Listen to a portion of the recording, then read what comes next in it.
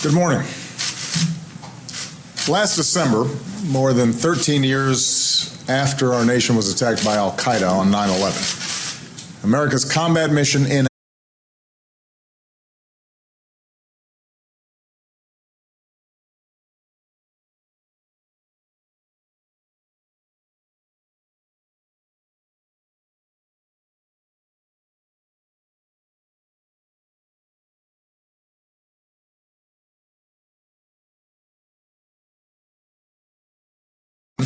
came to a responsible end. That milestone was achieved thanks to the courage and the skill of our military, our intelligence, and civilian personnel.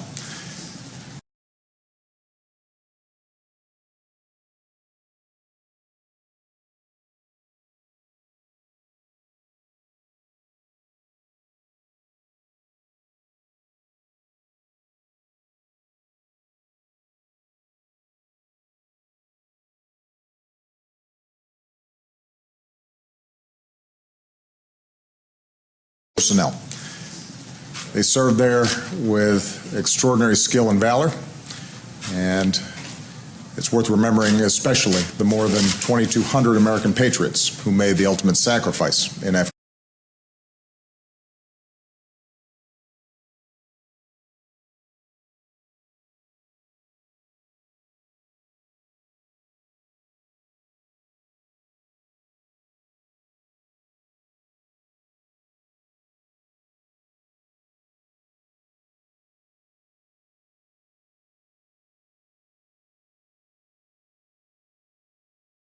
The ultimate sacrifice in Afghanistan.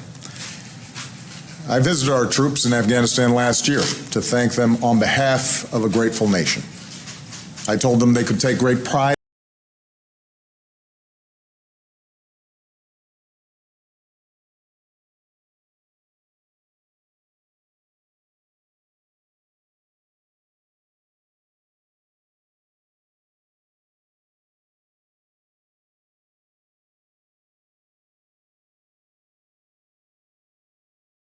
I told them they could take great pride in the progress that they helped achieve.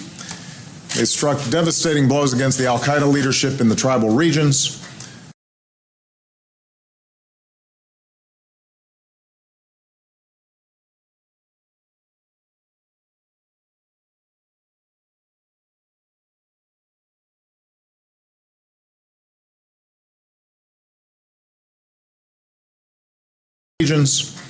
Delivered justice to Osama bin Laden, prevented terrorist attacks, and saved American lives. They pushed the Taliban back so the Afghan people could reclaim their community.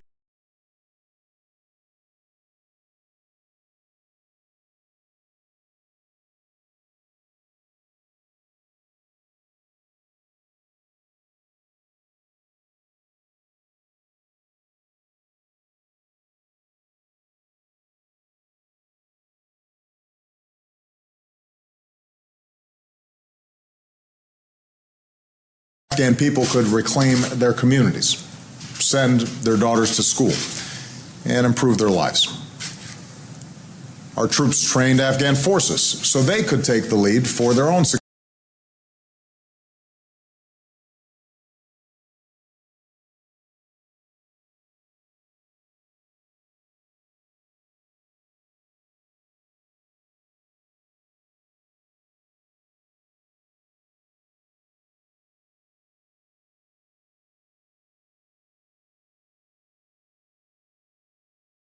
Take the lead for their own security and protect Afghans as they voted in historic elections, leading to the first democratic transfer of power in their country's history.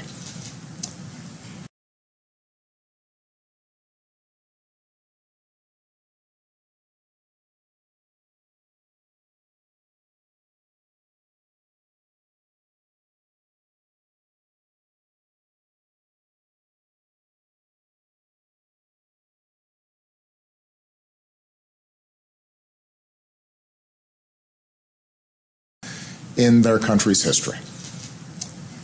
Today, American forces no longer patrol Afghan villages or valleys. Our troops are not engaged in major ground combat against the Taliban.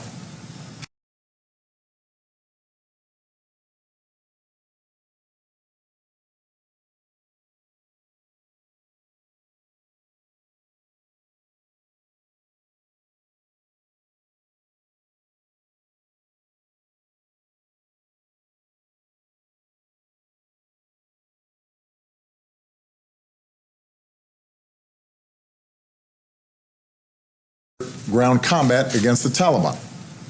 Those missions now belong to Afghans, who are fully responsible for securing their country. But, as I've said before, while America's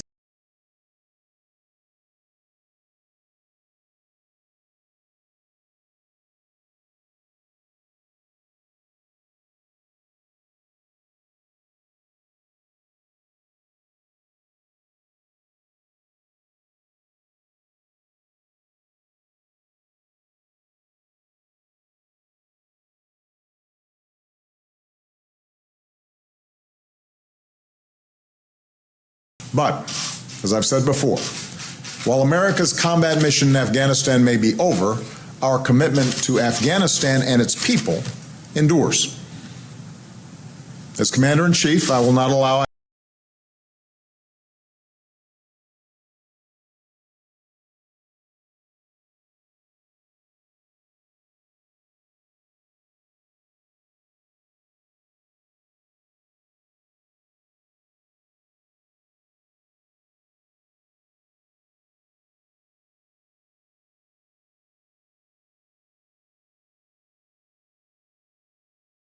As Commander-in-Chief, I will not allow Afghanistan to be used as safe haven for terrorists to attack our nation again.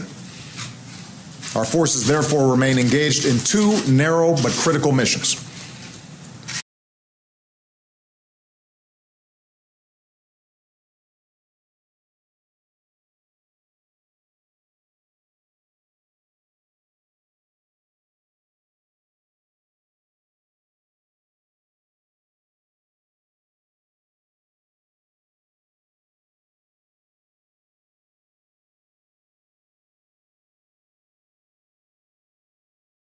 Narrow but critical missions: training Afghan forces and supporting counterterrorism operations against the remnants of al-Qaeda. Of course, compared to the 100,000 troops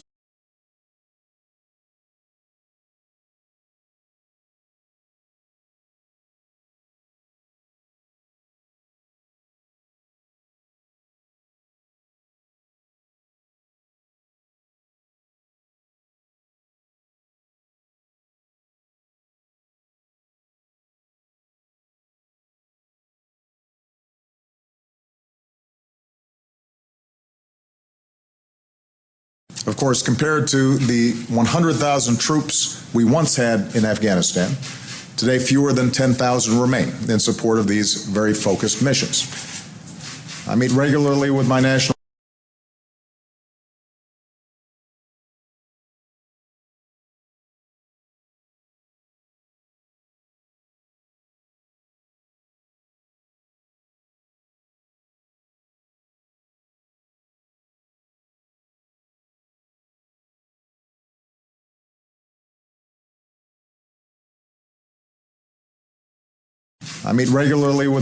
security team, including commanders in Afghanistan, to continually assess, honestly, the situation on the ground, to determine where our strategy is working,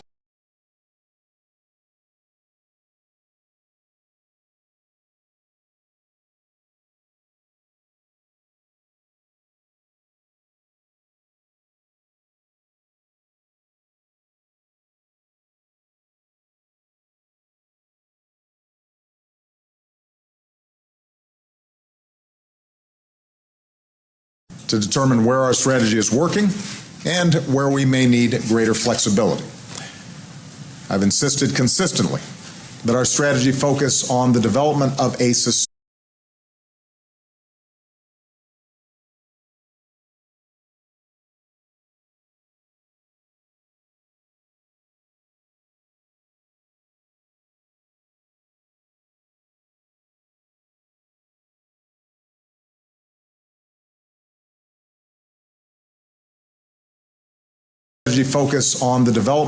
sustainable Afghan capacity and self-sufficiency. And when we've needed additional forces to advance that goal,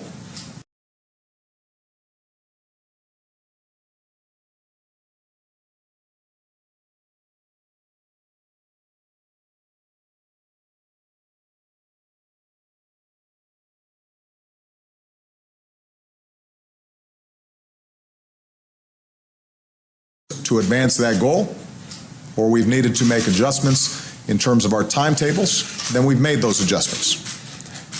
Today, I want to update the American people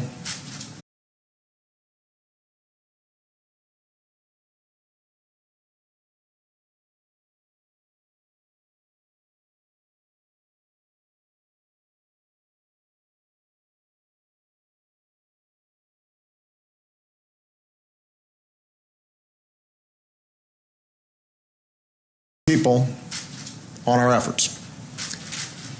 Since taking the lead for security earlier this year, Afghan forces have continued to step up. This has been the first fighting season where Afghans have largely been on their own.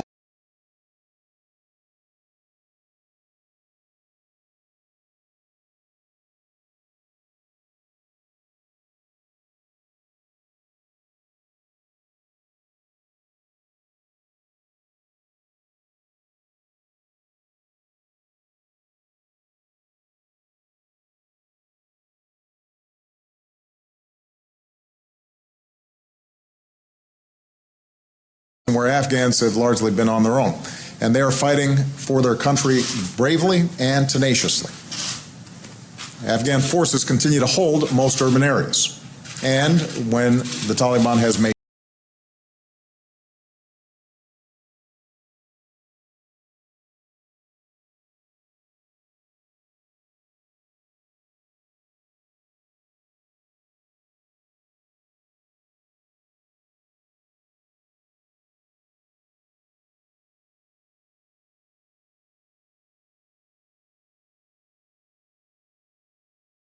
urban areas, and when the Taliban has made gains, as in Kunduz, Afghan forces, backed by coalition support, have been able to push them back. This has come at a very heavy price. This year,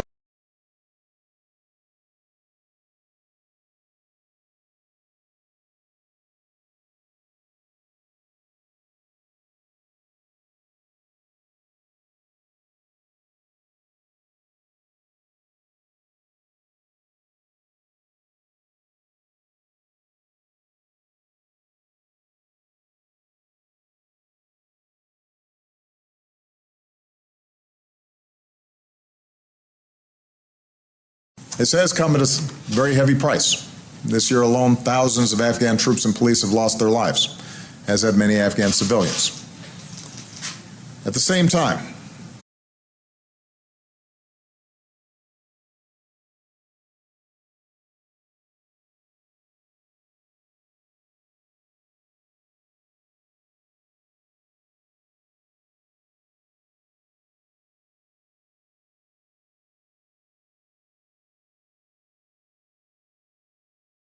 the same time, Afghan forces are still not as strong as they need to be. They are developing critical capabilities: intelligence, logistics, aviation, command and control.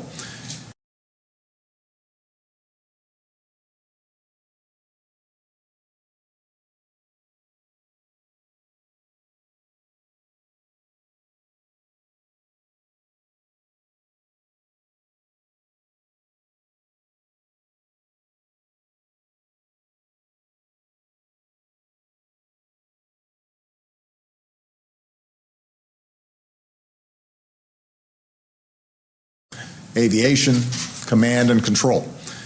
And meanwhile, the Taliban has made gains, particularly in rural areas, and can still launch deadly attacks in cities, including Kabul. Much of this was predictable.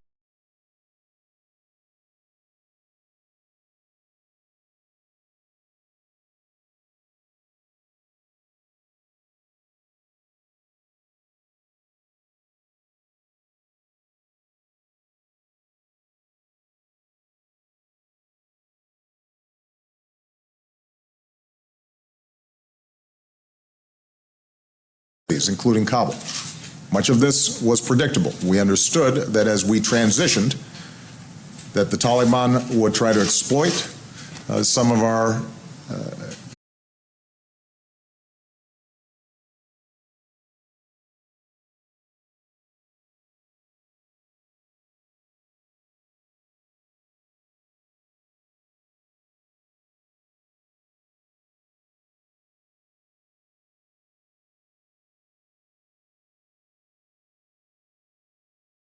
some of our movements out of particular areas, and that it would take time for Afghan security forces to strengthen.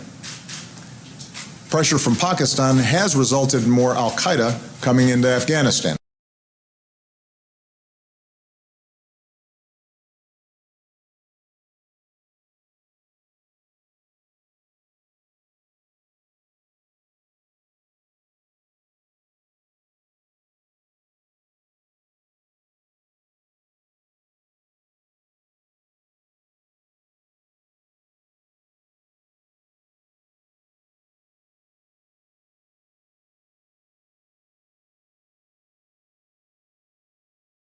More al-Qaeda coming into Afghanistan, and we've seen the emergence of an ISIL presence.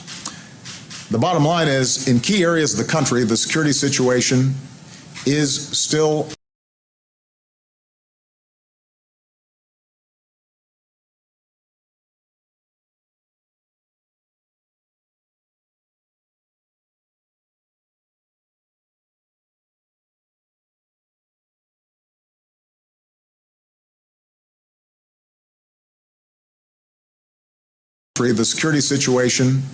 is still very fragile, and in some places there's risk of deterioration. Fortunately, in President Ghani and Chief Executive Abdullah, there is a national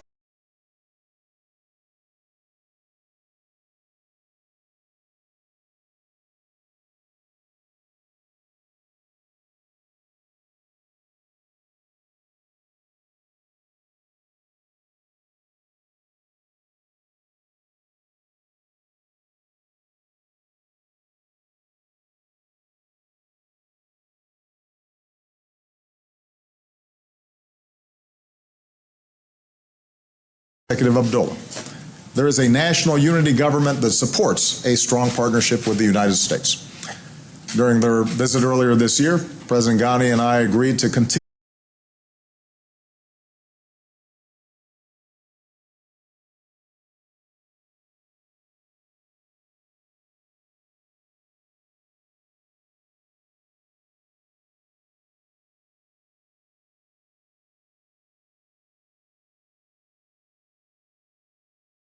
President Ghani and I agreed to continue our counterterrorism cooperation, and he has asked for continued support as Afghan forces grow stronger.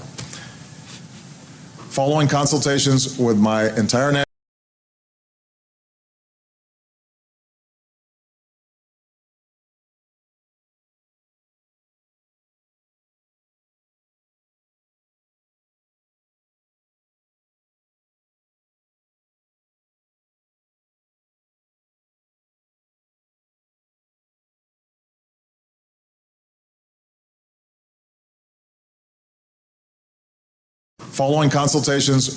entire national security team, as well as our international partners and members of Congress, President Ghani and Chief Executive of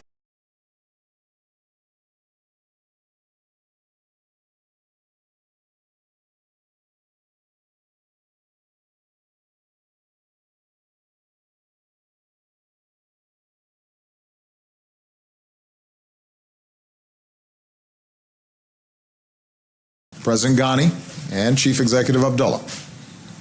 I'm therefore announcing the following steps, which I am convinced offer the best possibility for lasting progress in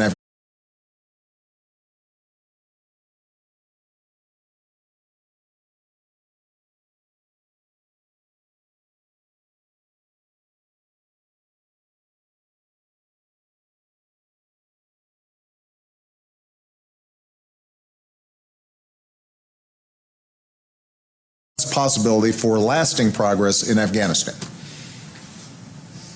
First, I've decided to maintain our current posture of 9,800 troops in Afghanistan through most of next year.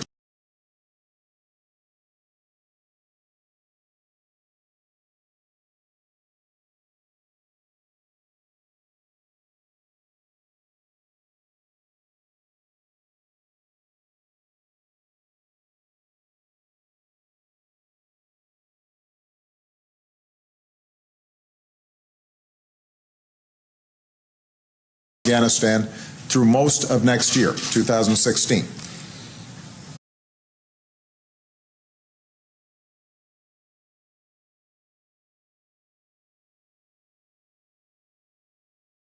Tasks that I outlined earlier, training Afghan forces and going after al-Qaeda. But maintaining our current posture through most of next year, rather than a more rapid drawdown, will allow us to sustain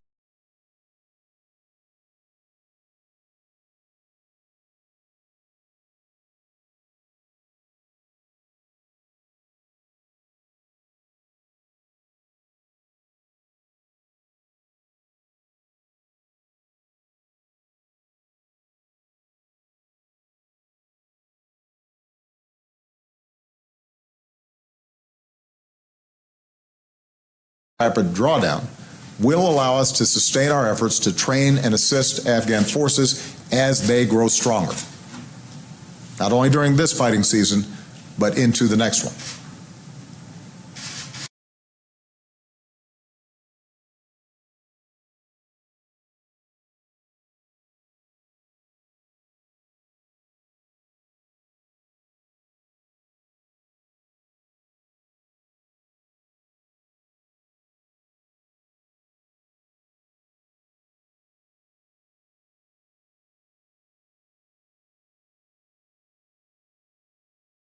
Into the next one.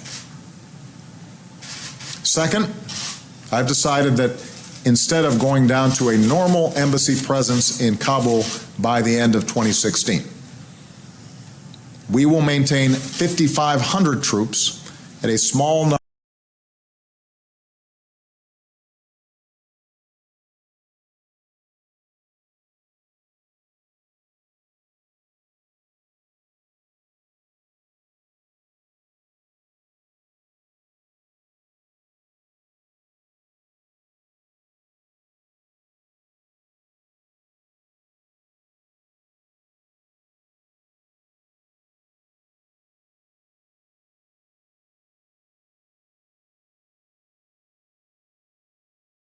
We will maintain 5,500 troops at a small number of bases, including at Bagram, Jalalabad in the east, and Kandahar in the south.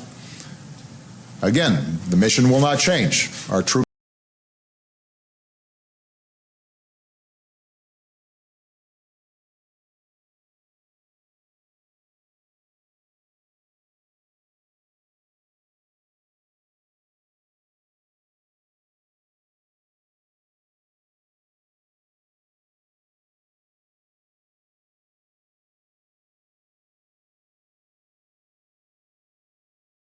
Again, the mission will not change. Our troops will focus on training Afghans and counterterrorism operations. But these bases will give us the presence and the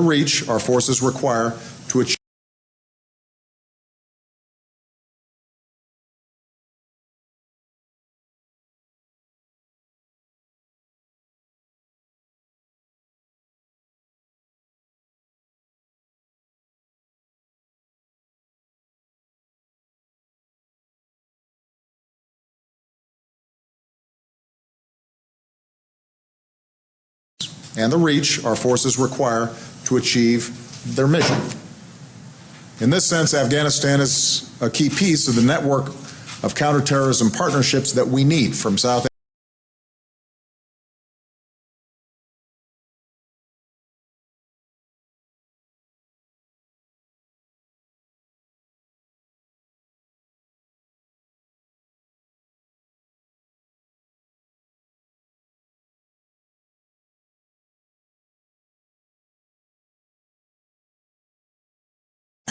that we need from South Asia to Africa to deal more broadly with terrorist threats quickly and prevent attacks against our homeland.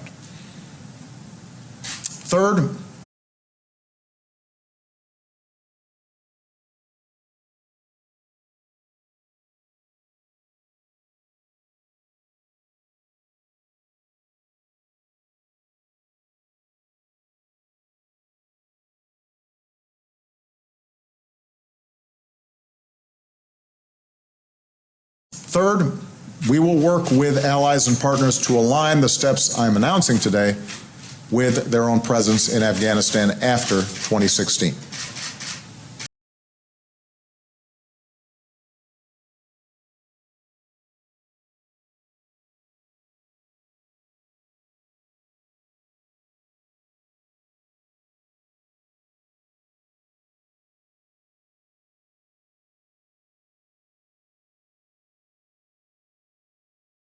After 2016. Indispensable role in helping Afghanistan strengthen its security forces, including respect for human rights. And finally, because governance and development remain the foundation for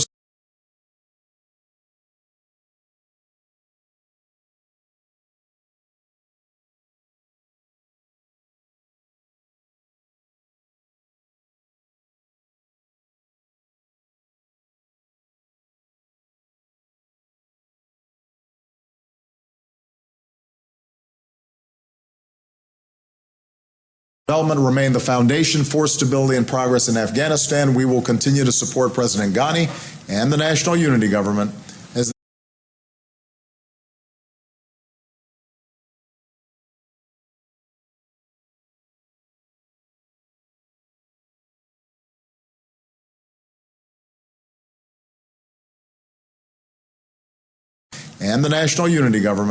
as they pursue critical reforms. New provincial governors have been appointed, and President Ghani is working to combat corruption,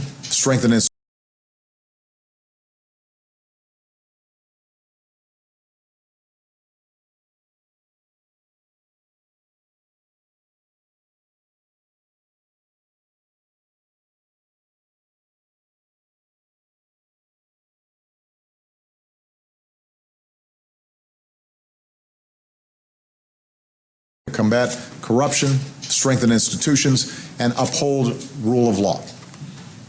As I told President Ghani and Chief Executive Abdullah yesterday, efforts that deliver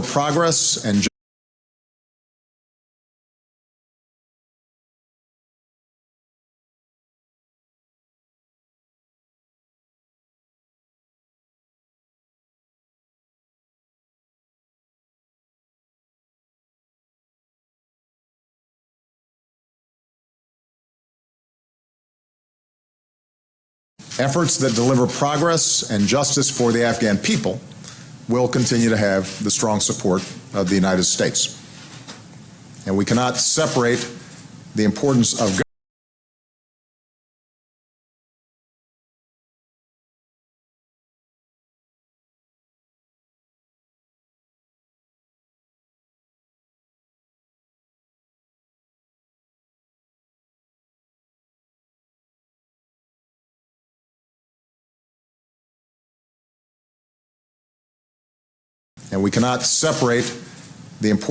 governance with the issues of security. The more effective these reforms happen, the better off the security situation is going to be.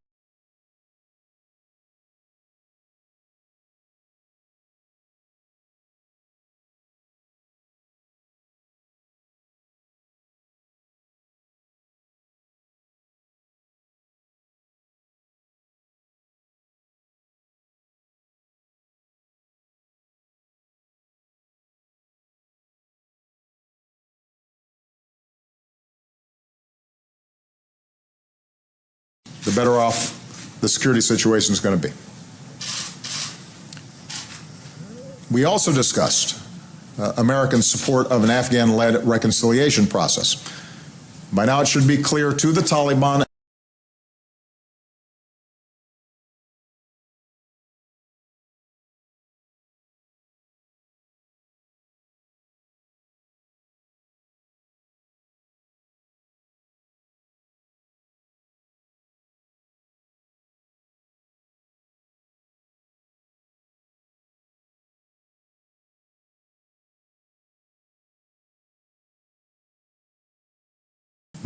be clear to the Taliban and all who oppose Afghanistan's progress, the only real way to achieve the full drawdown of U.S. and foreign troops from Afghanistan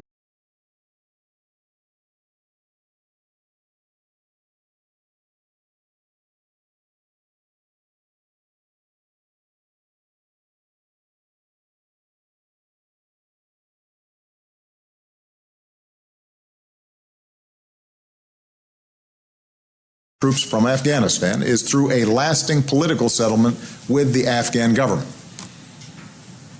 Likewise, sanctuaries for the Taliban and other terrorists must end.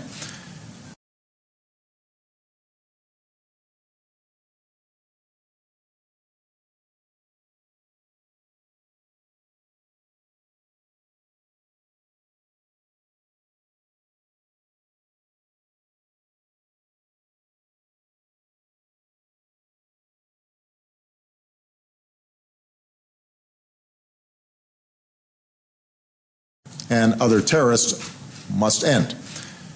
Next week, I'll host Prime Minister Sharif of Pakistan, and I will continue to urge all parties in the region to press the Taliban to return to peace talks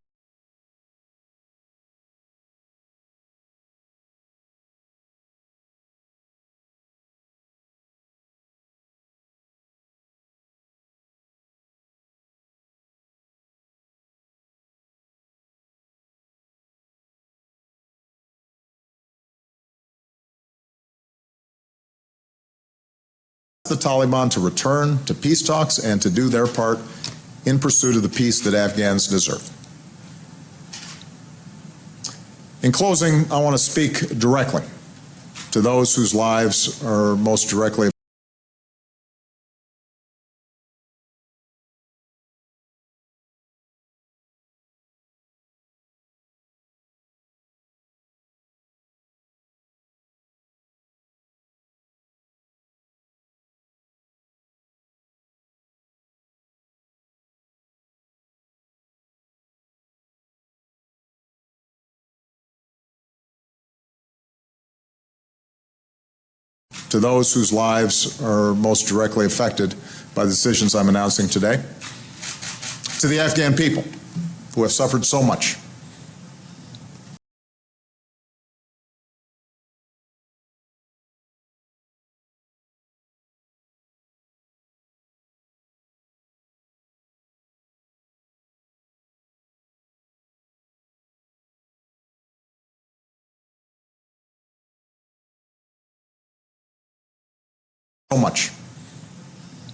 Americans' commitment to you and to a secure, stable, and unified Afghanistan, that remains firm.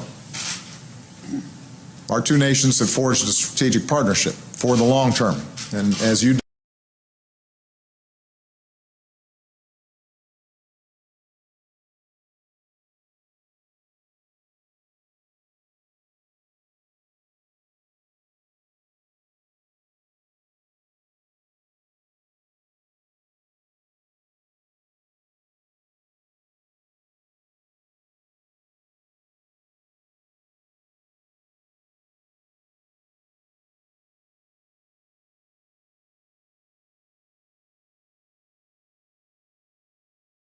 partnership for the long term, and as you defend and build your country, today is a reminder that the United States keeps our commitments.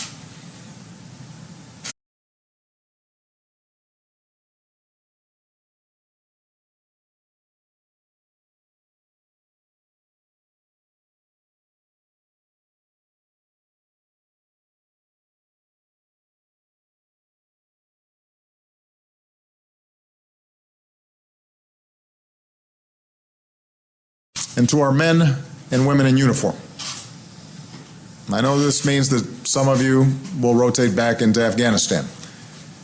With the end of our combat mission, this is not like 2010 when nearly 500Not like 2010 when nearly 500 Americans were killed and many more were injured. But still, Afghanistan remains dangerous. 25 brave Americans have given their lives.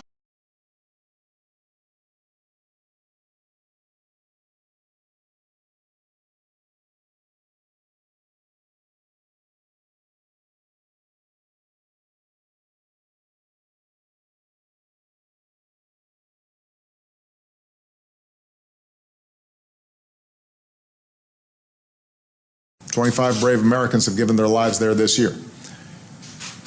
I do not send you into harm's way lightly. It's the most solemn decision that I make.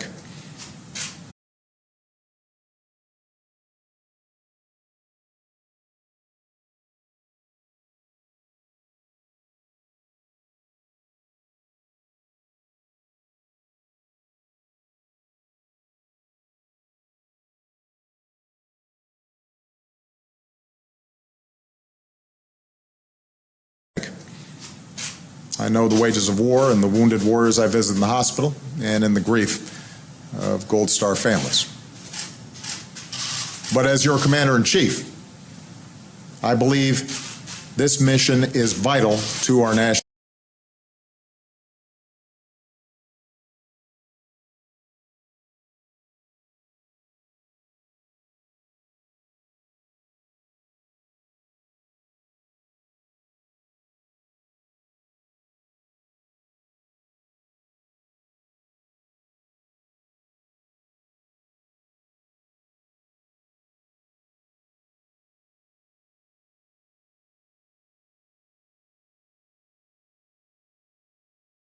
I believe this mission is vital to our national security interests in preventing terrorist attacks against our citizens and our nation.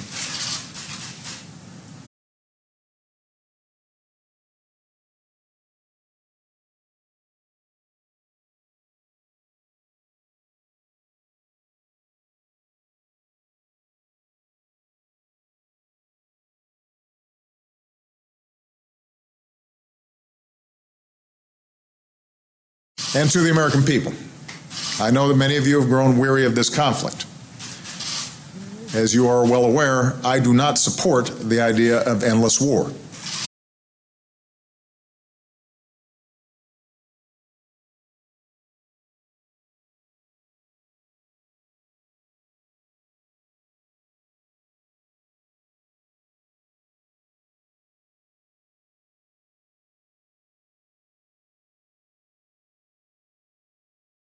The idea of endless war. And I have repeatedly argued against marching into open-ended military conflicts that do not serve our core security interests.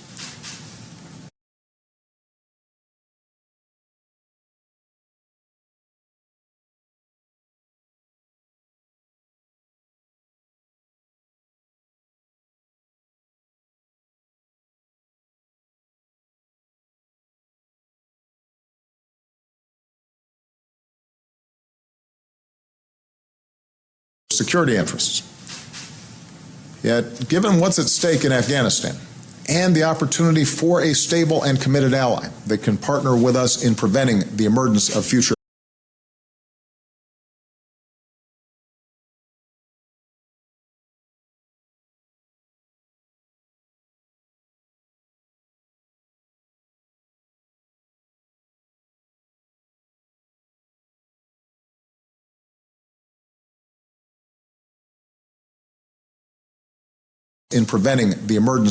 threats, and the fact that we have an international coalition. I am firmly convinced that we should make this extra effort.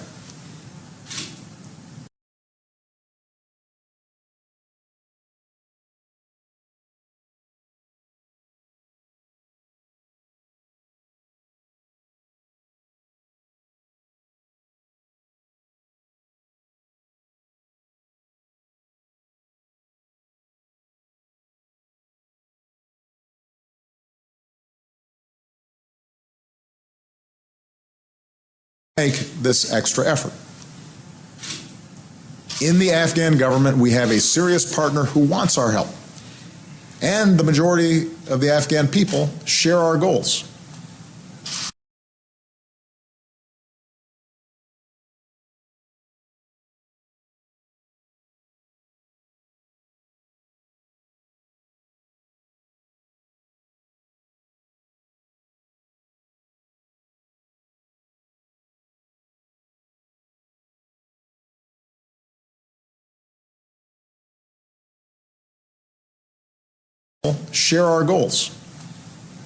We have a bilateral security agreement to guide our cooperation. And every single day, Afghan forces are out there fighting and dying to protect their country. They're not looking for us to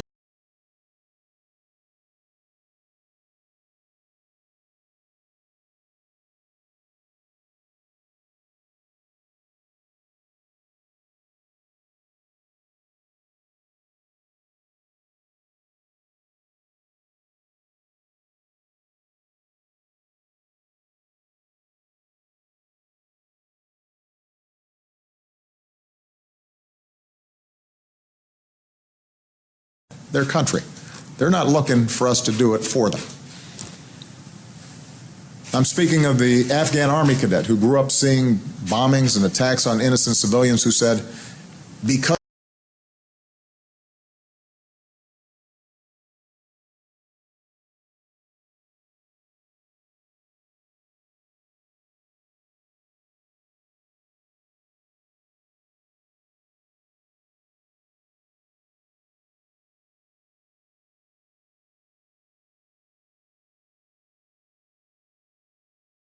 innocent civilians, who said, because of this, I took the decision to join the Army to try and save innocent people's lives.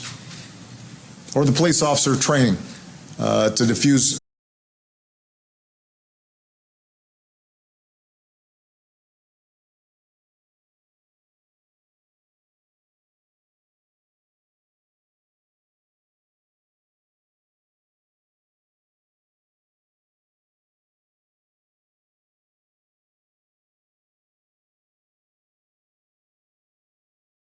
or the police officer training to defuse explosives. I know it's dangerous work, he says, but I've always had a dream of wearing the uniform of Afghanistan, serving my people and defending my country.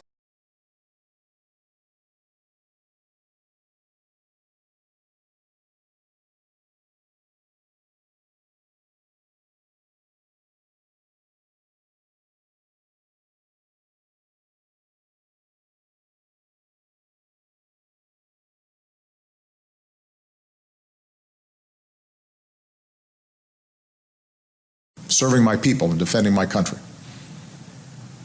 Or the Afghan commando, a hardened veteran of many missions, who said, if I start telling you the stories of my life, I might start crying.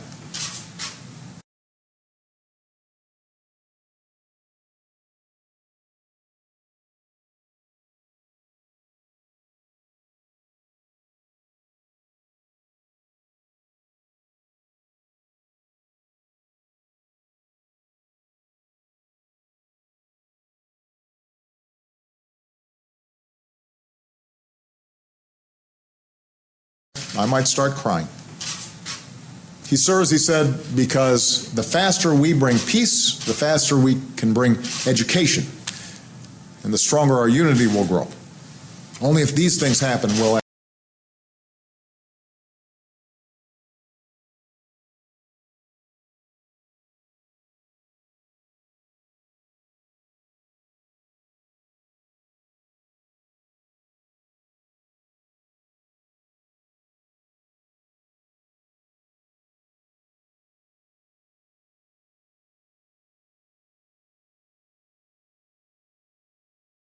only if these things happen will Afghanistan be able to stand up for itself.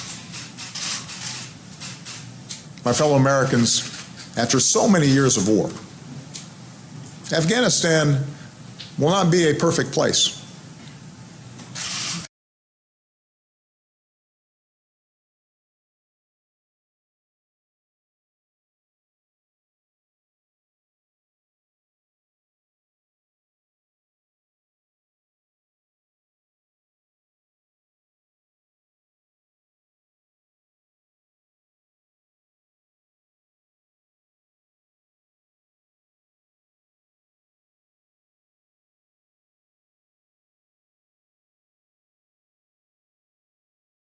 Afghanistan will not be a perfect place.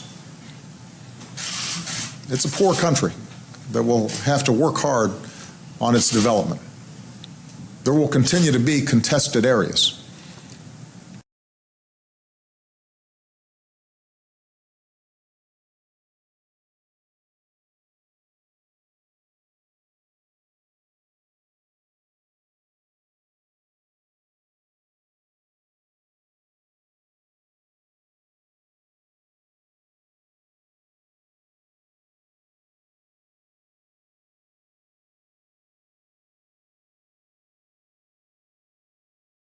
areas. But Afghans like these are standing up for their country. If they were to fail, it would endanger the security of us all.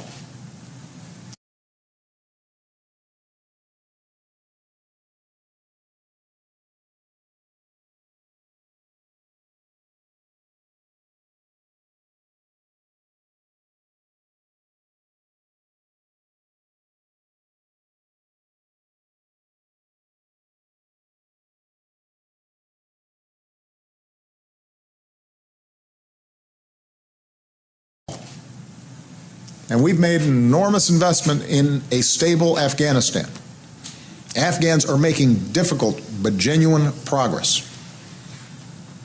This modest but meaningful extension of our presence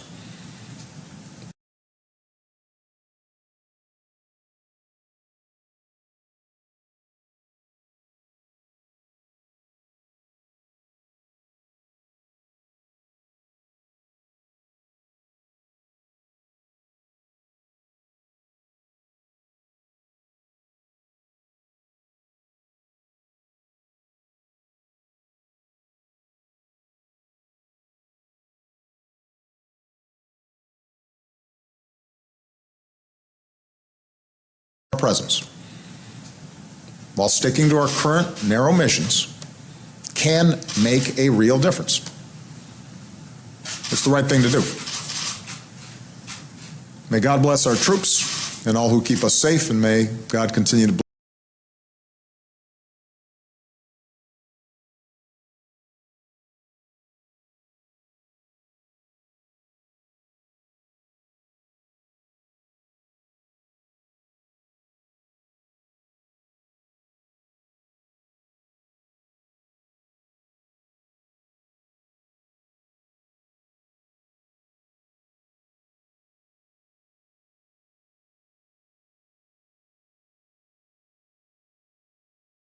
keep us safe, and may God continue to bless the United States of America. Can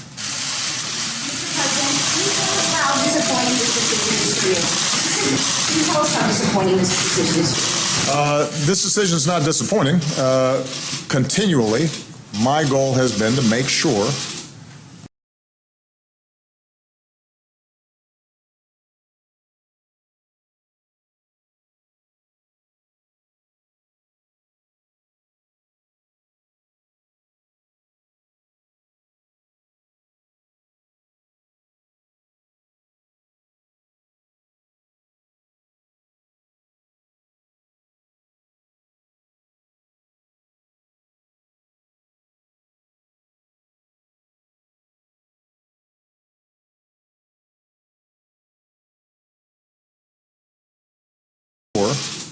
that we give every opportunity for Afghanistan to succeed while we're still making sure that we're meeting our core missions. And as I've continually said, my approach is to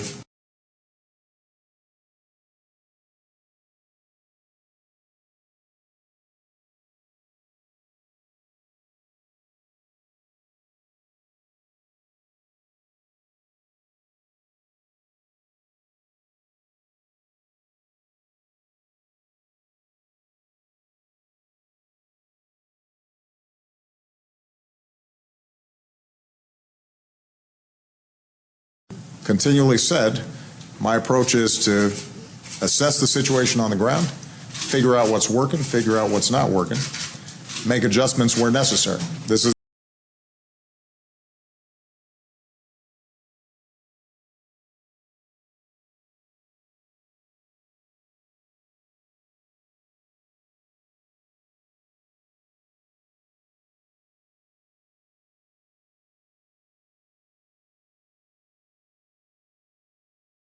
make adjustments where necessary. This isn't the first time those adjustments have been made. This won't probably be the last.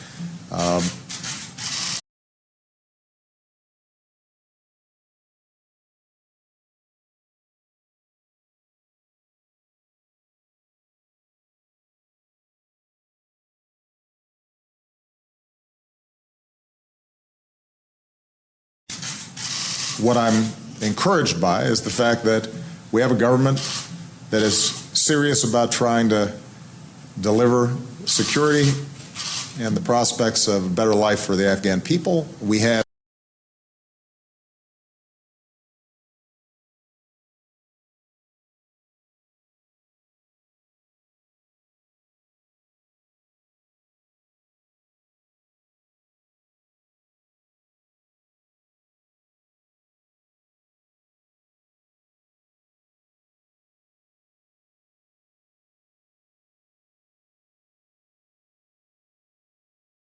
life for the Afghan people. We have a clear majority of the Afghans who want to partner with us and the international community to achieve those goals.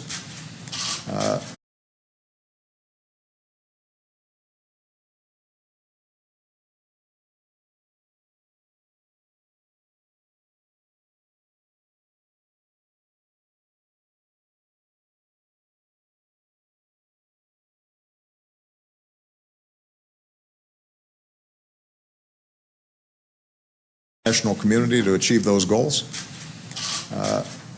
We have a bilateral security arrangement that ensures that our troops can operate in ways that protect them while still achieving their mission.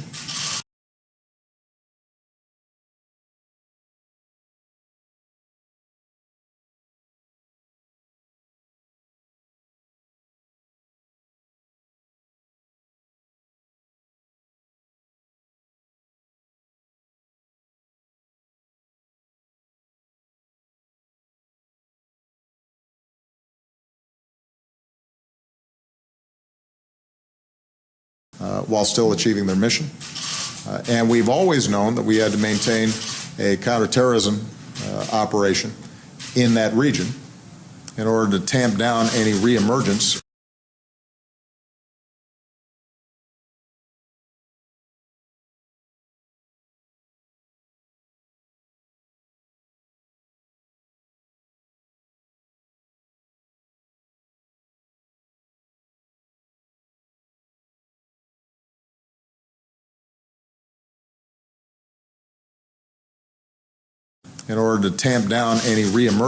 of active al-Qaeda networks or other networks that might do us harm.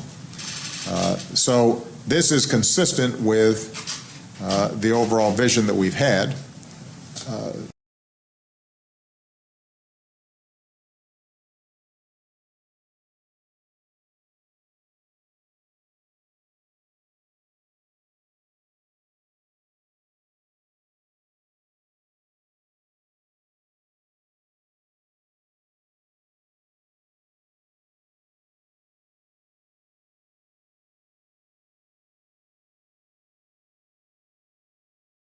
Vision that we've had, and frankly, we anticipated as we were drawing down troops that there would be times where we might need to slow things down or fill gaps in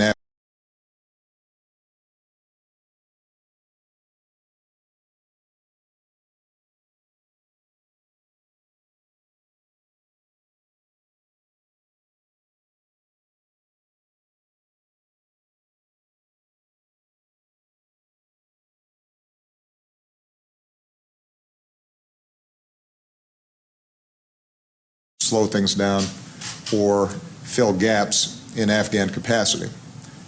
And this is a reflection of that. And it's a dangerous area. So part of what we're constantly trying to balance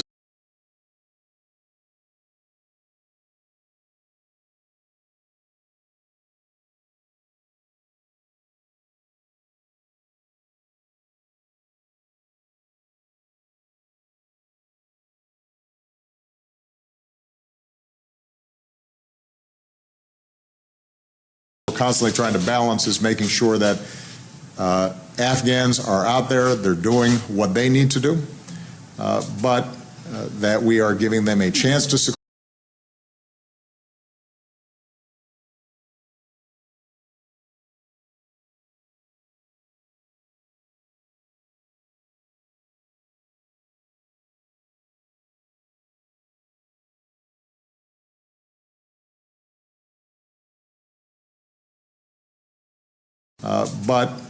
That we are giving them a chance to succeed, and that we're making sure that our force posture in the area for conducting those narrow missions that we need to conduct, we can do so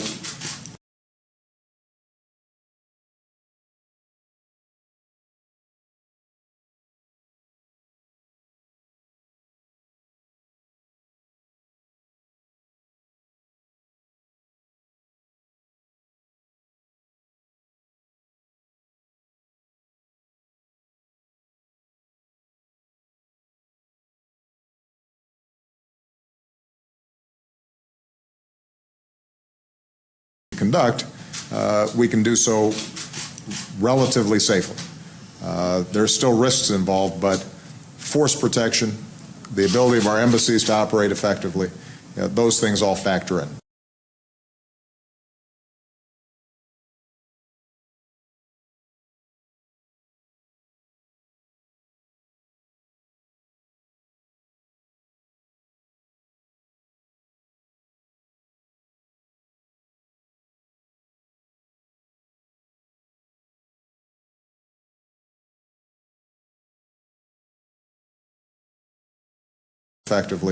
Those things all factor in. And so we've got to constantly review these approaches. The important thing I want to emphasize, though, is that the nature of the mission has not changed.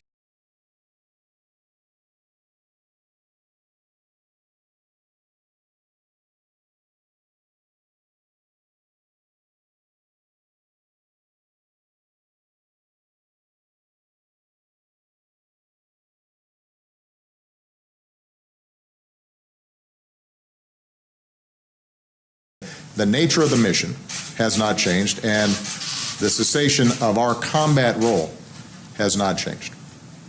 Now, the 25 military and civilians who were killed last year,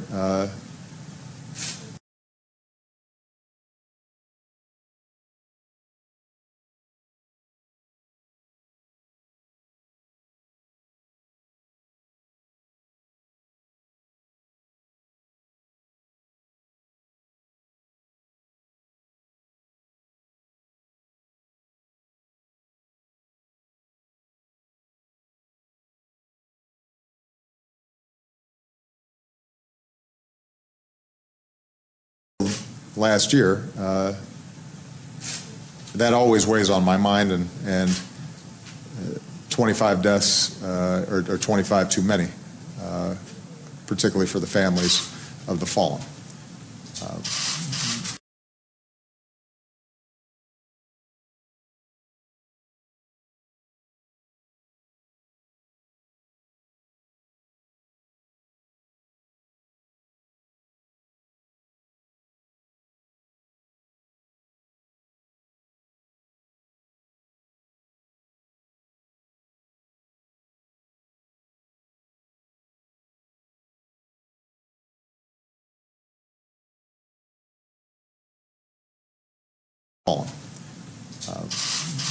But understand, relative to what was involved when we were in an active combat role and actively engaged in war in Afghanistan, was a very different scenario.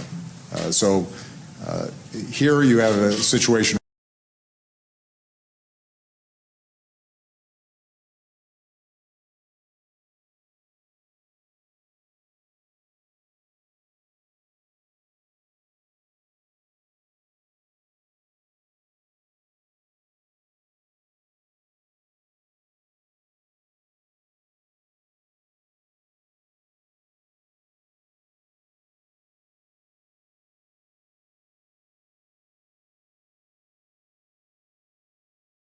scenario. Here you have a situation where we have clarity about what our mission is. We've got a partner who wants to work with us. We're going to continually make us.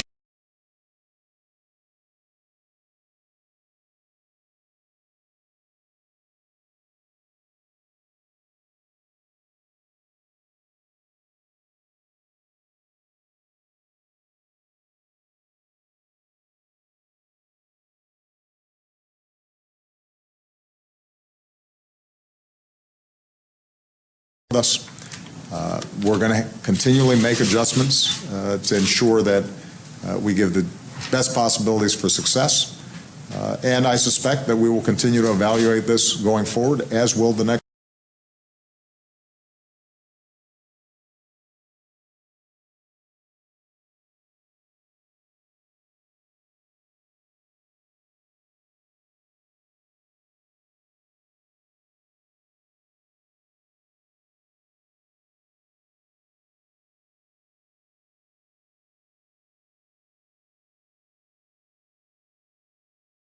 Evaluate this going forward, as will the next president. And as conditions improve, we'll be in a position to make further adjustments.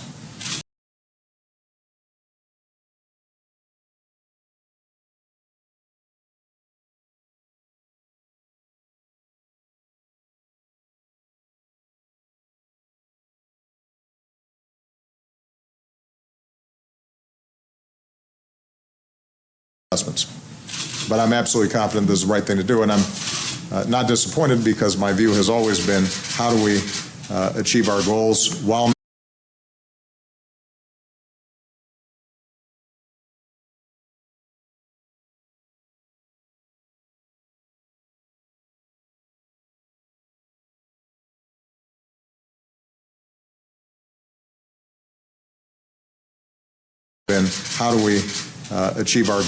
while minimizing the strain and exposure on our men and women in uniform, and make sure that we are constantly encouraging and sending a message to the Afghan